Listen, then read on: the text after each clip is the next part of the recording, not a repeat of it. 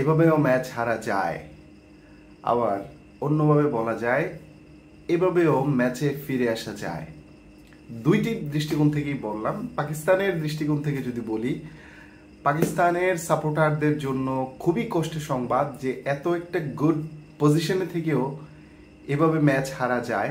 তার মধ্যে সবচেয়ে গুরুত্বপূর্ণ ম্যাচ যেটা হারলে পাকিস্তানের বাদ পড়ার সংখ্যায় থাকবে, এটাকেই বলে আনপ্রেডিক্টেবল পাকিস্তান। ইজি ম্যাচকে তারা হারতে পারে, আবার অনেক কঠিন ম্যাচও তারা উইন করতে পারে।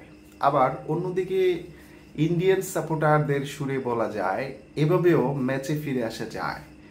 নিশ্চিত পরাজয় হওয়ার পথেই ছিল ইন্ডিয়া, সেখান থেকে দুর্দান্ত কামব্যাক, অসাধারণ ক্যাপ্টেন্সি, এবং একজনের কথা না বললেই নয়, একজন ইনফ্যাক্ট দুইজনের কথা না বললেই নয়, সেটা হচ্ছে কে, বুমরা। যখনই উইকেট দরকার তখনই তিনি উইকেট পেয়েছেন।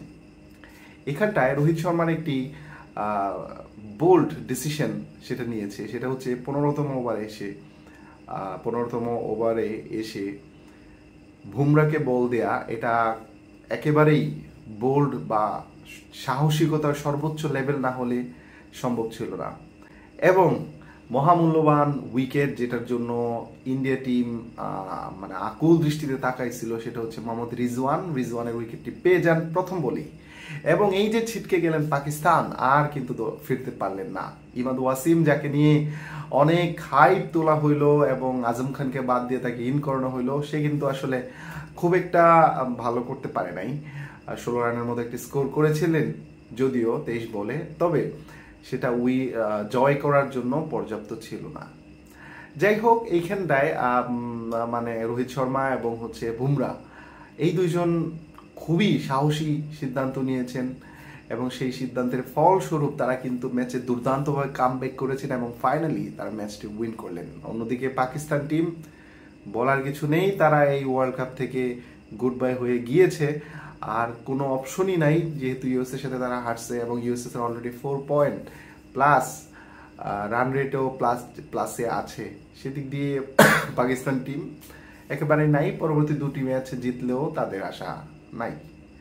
যাই হোক, এই হলো পাকিস্তান, যারা একদম সহজ ম্যাচকে কঠিন করে হারবে, আবার অনেক কঠিন ম্যাচকে সহজ করে জিতবে।